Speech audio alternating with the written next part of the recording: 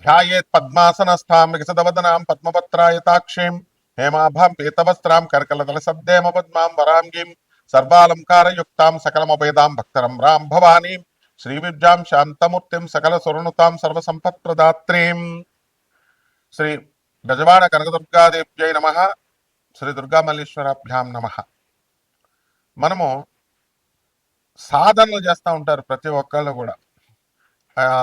ఈ శాంతులు ఏమండి, మా గ్రహాలు పుట్టినప్పుడు నక్షత్రం బాలేదండి, లేకపోతే నక్షత్ర శాంతి చేయించామండి, గ్రహాలు బాలేదన్నారండి, లేకపోతే మా ఇంట్లో వాళ్ళు ఎవరో చచ్చిపోయారండి, ఇంట్లో చచ్చిపోయాడండి అందుకని ఇల్లు సంవత్సరం అంతా ఖాళీ చేస్తామండి. తర్వాత పితృదోషాలు అన్నారండి, ఏమండి అక్కడికి దానికోసం అని చెప్పేసి గోకర్ణం వెళ్ళి చేయించమన్నారండి. అలాగా మేము చేయించామండి, కానీ ఫలితాలు లేవు. కాలసర్ప దోషం అన్నారండి, శ్రీకాళహస్తి వెళ్ళామండి, లేకపోతే త్రయంబకేశ్వరం గుడికి వెళ్ళామండి, ఇవన్నీ లక్షల రూపాయలు ఖర్చు పెట్టామండి. అండ్ లాస్ట్లో ఆఖరిగా అడుక్కు తిని మీ దగ్గరకు వచ్చామండి. ఇదే ఏ జ్యోతిష్కుడికి కలిగేటటువంటి అనుభవాలన్నీ కూడా. అంటే ఎవరి దగ్గరికి వెళ్ళినా సరే ముందు ఏమండి డబ్బులు వేసామండి, వాళ్ళు బ్లాక్ చేస్తారండి నెంబరు. తర్వాత ఇవన్నీ ఏంటి, ఇవన్నీ బదులు మీకు ఒక్క రూపాయి కూడా ఖర్చు అవసరం లేకుండా చక్కగా ఒక ఉపాస్య దేవతను సెలెక్ట్ చేసుకోవాలి మీరు. ఏదో ఒక దేవుడు, బ్రహ్మో విష్ణువో శివుడో లేకపోతే ఈ యొక్క అమ్మవారో, ఇలా వీళ్ళందరూ కూడా prime minister level president level అనుకోండి, ప్రోటోకాల్ ఉంటుంది కదా, వాళ్ళని కలవలేరు మీరు వెళ్ళి. కింద వాళ్ళంతా సెక్యూరిటీలు, చీఫ్ సెక్రటరీలు, వీళ్ళు వాళ్ళు అంత పెద్ద తతంగా ఉండదు ప్రోటోకాల్. కాబట్టి చిన్న దేవతల్ని సెలెక్ట్ చేసుకుంటున్నారు ఈ మధ్యకాలంలో. ఎవరు ఆ దేవతలు అంటే క్షేమతరమైనటువంటి దేవతలు. ఇప్పుడు మనకి మానవ జన్మ కంటే కూడా పై లెవెల్ ఉన్నటువంటి ఎనర్జీస్, మానవ జన్మ మనం ఎనర్జీయే, దానికంటే హైయర్ ఎనర్జీ ఎవరు? యక్ష, గంధర్వ, కిన్నెర, కింపురుష, అప్సరస. ఆ తర్వాత దేవతలు. తర్వాత వాళ్ళకంటే పెద్ద బ్రహ్మ విష్ణు మహేశ్వరులు, ఆది పరాశక్తి. ఇలా ఏవైతే మన పురాణాల్లో వర్ణించబడ్డాయో, వేదాల్లో, శాస్త్రాల్లో, ఇతిహాసాల్లో, మరి ఇవన్నీ కూడా. అంతేగాని వాటిని చేయాలి కానీ కరాంగుళి మాలలు వేదాల్లో ఇతిహాసాల్లో ఉన్నాయని ఒక అమ్మాయి పబ్లిసిటీ చేస్తుంది. వేదాల్లో ఇతిహాసాల్లో కరాంగుళి మాలలు ఉంటాయి అసలు? కాబట్టి ఇది మీరు కోటేశ్వరుడు అయిపోవాలా, ముందు మీరు ఈ మాల వేసేసుకోండి అని పబ్లిసిటీ ఇస్తుంది. ముందు ఆమె కోటేశ్వరురాలు అయిందో లేదో మీరు అడగాలి. ఆ బుద్ధి మీకు ఉండాలి. ఫస్ట్ చెప్పాడంటే ఈ మాల వేసేసుకోండి, ఉంగరం పెట్టేసుకోండి, అలాగే ఈ యొక్క జాతి రత్నం పెట్టేసుకోండి అని ఫస్ట్ నువ్వేంట్రా, నువ్వు అయ్యావా లేదా ఫస్ట్ మాకు చెప్పు అని అడగాలి. సో వీటితో అన్నిటితో కూడా సంబంధం లేకుండా యక్షిణీ దేవత ఆరాధన అనేటటువంటిది ఒక్క రూపాయితో కూడా ఖర్చు లేకుండా చేసుకునేటటువంటి సాధన. ఈ ద్వాదశ రాశుల వారు కూడా ఏ రాశుల వారు యక్షిణి సాధన చేస్తే బాగుంటుంది, ఏ రాశుల వారు కిన్నెర సాధన చేస్తే బాగుంటుంది, ఏ రాశుల వారు అప్సరస సాధనలు చేస్తే బాగుంటుంది, లేకపోతే మొత్తం 12 మంది కలిసి బ్యాచ్ల కింద డివైడ్ అయ్యి యక్షిణీలు చేద్దామా లేకపోతే అప్సరసలు చేద్దాం, మీ ప్రాబ్లమ్స్ని బట్టి సొల్యూషన్ అనేటటువంటిది ఉంటుంది. ఇందులో మేము మంత్రాలు చెప్తుంటే ఒక ఆయన ఫోన్ చేసి ఏమని గురువుగారు మీరు చెప్తున్నట్టుగా మంత్రంతో సహా మీ ఫోటో తీసానండి, నాకు కొంతమంది శిష్యులకు ఉన్నారండి, పోలీస్ ఆఫీసర్లకు కూడా నేను ఆ మంత్రాలు పంచుతున్నానండి, ఎవరు చెప్పండి నేను పంచమని, మీకు రక్తచందనం ఇస్తానండి, ఏదో పంపిస్తానండి, మీ అడ్రస్ పెట్టండి, పోస్ట్ చేసేస్తాను, కొరియర్స్ చేసేస్తాను అన్నాడు. ఇలాంటి వాళ్ళని నేను 100 మందిని చూస్తాను. ఇంకొకడు నేను పీఠం పెట్టానండి గురుగారు, మీరు రావాలండి, అక్కడ నా శిష్యులకి నేను ఇచ్చేస్తున్నానండి, మంత్రోపదేశాలు నేను చేసేస్తున్నానండి, ఇవన్నీ ఏమీ సిద్ధించవు. ఎందుకనంటే ఎవరైతే యక్షిణీ సాధన ఇప్పుడు నేను చేశాను, నాకు సిద్ధించింది, నాకు గురు పరంపర ఉంది, నా గురువుల గురించి మొత్తం నా వీడియోలో మొలపల్లి సత్యనారాయణమూర్తి అని కూడా వీడియోలు అన్నీ వస్తాయి. నాకు గురు పరంపర, ఆ గురువులు అందరూ తెలుస్తారు మీకు. ఆ గురు పరంపరలో గురుముఖతానే నేర్చుకోవాలి ఇవి. అయితే మరి ఎంకరేజ్ చేయాలి కదా గురుముఖత, నేర్చుకోండి అంటే ఆదిశంకరుని ఫోటో పెట్టుకోండి, కృష్ణుని ఫోటో పెట్టుకోండి, జగద్గురు చేసుకోండి అన్నాం. మరి చేసుకోండి అంటే ఇలాంటి వాళ్ళు వస్తారు, వేళ్ళు అనమాట. మెయిన్ చీడ పురుగులు అంటే వేళ్ళే.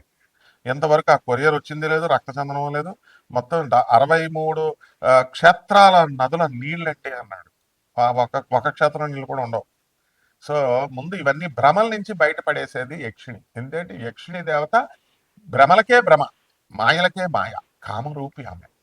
ఆ తర్వాత పనికిమాలిన వాళ్ళు అందరూ వచ్చి యక్షిణీని బ్యాడ్ పబ్లిసిటీలు చేసేసి యక్షిణీని పీకుతుంటాయి, చంపేస్తాయి, తర్వాత సంభోగం చేస్తాయి మీతో వచ్చి, ఇలాగా భార్యని భక్షిస్తాయి, ఇలా ఎవడు ఇష్టం వచ్చినట్టు వాడు చెప్తున్నాడు. ప్రతి దానికి కూడా సృష్టిలో ఒక క్రమబద్ధీకరణ అనేటటువంటిది ఉంటుంది. ఒక ఆర్గనైజ్డ్‌గా కమిట్మెంట్ అనేటటువంటిది ఉంటుంది. ఏంటంటే ఇప్పుడు ఆ యక్షులను తినాలనుకోండి, మీరు పిలిస్తేనే వచ్చి తినాలా? మిమ్మల్ని ఊరి మీద పడిపోయి తినవా? బలులు కావాలనుకోండి అమ్మవార్లకి, బలులు మీరిస్తేనే నువ్వు ఒక కోడి పెట్టను కొని, కోడి పుంజును కొని నువ్వు ఇస్తే ఆ అమ్మవారు తింటదా? లేకపోతే ఆమె పీక్కొని తినలేదా? ఆమె వచ్చేసి ఊరి మీద పడి కోళ్ళని మేకలు కాదు మనుషులు పీక్కుని తినేస్తుంది. కాబట్టి ఇదంతా కూడా నాన్ సెన్స్ అనమాట. ఏ యక్షిణికి, ఏ అమ్మవార్లకి, వీళ్ళకి ఎవరికి కూడా ఏ బలులు ఇవ్వాల్సినటువంటి అవసరం లేదే. మాంసాలు, ఏ మటన్లు, చికెన్లు, మందు బాటిల్లు, ఇంకో పనికిమాలిన బ్యాచ్ మందు బాటిల్ పెట్టమనే బ్యాచ్ ఒక బ్యాచ్ ఉంది. వీళ్ళంతా కేవలం భ్రమింపజేస్తున్నారు. Hire energies. మీరు ఒక యక్షిణిని ఆవాహనం చేస్తున్నారు, రోజు పూజ చేస్తున్నారు.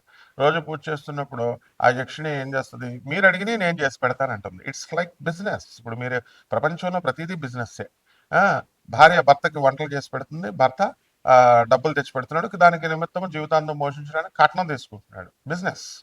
తర్వాత ప్రేమ సంగతి తర్వాత. అవన్నీ ప్రేమ ఉంటే విడాకుల కిందకి వెళ్తారా? రోజు కిట్లట్లు ఫైటింగ్లు ఎందుకుంటాయి? ఆ విధంగా ఆ ఎనర్జీస్ యక్షిణీల్లో అత్యంత తొందరగా మీకు చేసి పెట్టేటటువంటి సాధన. దానికంటే మానవుడి కంటే కింద ఉండేటటువంటి లోయర్ ఎనర్జీస్ ఉంటాయి, దెయ్యాలు, భూతాలు, ప్రేతాత్మలు, ఇవన్నీ అవి మనమే అన్నమాట. ఆత్మస్వరూపం భగవంతుడు అంతా ఒకటే, ఆత్మరూపుడు. ఆ యొక్క పరమేశ్వరుడు మన గురుగారు బ్రహ్మశ్రీ చాగంటి కోటేశ్వరరావు గారు చెప్తారు ఒక వీడియోలో, ఏమని భూతనాథుడు ఆయనే. మరి తండ్రి ఇప్పుడు 10 మంది పిల్లలు ఉన్నారు, ఒక 9 మంది ఆఫీసర్లు అయిపోయారు, బ్యాంక్ ఆఫీసర్, ఐఏఎస్ ఒకడైపోయాడు, ఒకడేమో వేగబాండ్ లాగా రోడ్ల మీద తిరుగుతున్నాడు. వదిలేసుకుంటాడా రౌడీ షీటర్ అయితే? వదులుకోడు కదా తండ్రి. ఆ విధంగా భూతాలు, ప్రేతాలు, ఆత్మలు, దెయ్యాలు ఇవన్నీ కూడా శివుడి సంతానమే. కాబట్టి శివుడు వాటిని చూసుకుంటాడు అని అద్భుతంగా చెప్పారు గురువుగారు. కాబట్టి మీరు యక్షిణీ సాధన చేసేటప్పుడు ఏమన్నా గురుగారు నాకు మంత్రం ఇచ్చేయండి అంటే, ఫస్ట్ అసలు నువ్వు ఎవడవి, నీ స్పిరిచువల్ బ్యాక్గ్రౌండ్ ఏంటి, నువ్వు ఏ దేవతను పూజ చేస్తావు? ఈ రోజే మీ వీడియో చూసి టెంప్టింగ్ అయిపోయి నేను యక్షిణి సాధన చేసాను, యక్షిణి అంటే మామూలు మనిషి అనుకుంటున్నావా? మళ్ళీ తోలు తీసేస్తుంది. యక్షిణీలకు అస్సలు కోపం రాకుండా శాంతంగా ఉంచాలి. యక్షిణీలను బ్యాలెన్స్ చేయడానికి నీ గురువు ఉండాలి. ఇప్పుడు యక్షిణిని కంట్రోల్ చేయాలి. ఇప్పుడు నువ్వు పిలిచేసి పిచ్చి మాటలు మాట్లాడతావు మనుషులతో మాట్లాడినప్పుడు. నాకు జాతకం చెప్పించుకోవడానికి వచ్చినాడు, మనం ఈ అపాయింట్మెంట్ నెంబర్లు ఎందుకు పెడతామండి? ఎవడైతే బాగుపడతారో కన్సల్టేషన్ కోసం అసలు డబ్బులు తీసుకోవాలి. మేము డబ్బులు తీసుకోం కదా. నాన్ కమర్షియల్ ఎందుకు చెప్తున్నాం? నాన్ కమర్షియల్ ఒక గవర్నమెంట్ ఆఫీసర్గా ఉన్నటువంటి వాళ్ళు మేము బిజినెస్లు చెయ్యం. కాబట్టి నాన్ కమర్షియల్ అనే పదం అందుకు వాడతాం. ఈ బుర్రా జ్ఞానం మనుషులకు ఉండదు. ఏంటంటే ఏదో చెప్తున్నాడులే, ఫీజులు అపాయింట్మెంట్లు పెట్టేసి చేయడానికి మామూలు ప్రైవేట్ పంతుళ్ళ. మాకు రూల్స్, రెగ్యులేషన్స్, సిస్టము, గవర్నమెంట్ ఇవన్నీ తెలుసు. కోర్టులు ఉంటాయి, జ్యుడిషియరీ ఉంటుంది, అలాగే సిస్టమ్ ఉంటుంది. ఏదైనా ప్రాబ్లం వస్తే దాన్ని కోర్టులో ఎలాగ వేయాలా, క్యాట్లో వేయాలా, ఇవన్నీ ట్రిబ్యునల్ కోర్టులో వేయాలా, లేదా హైకోర్టుకి వెళ్ళాలా, ఏ పోలీస్ ఆఫీసర్ని ఎలా డీల్ చేయాలి, ఇవన్నీ ఉంటాయి.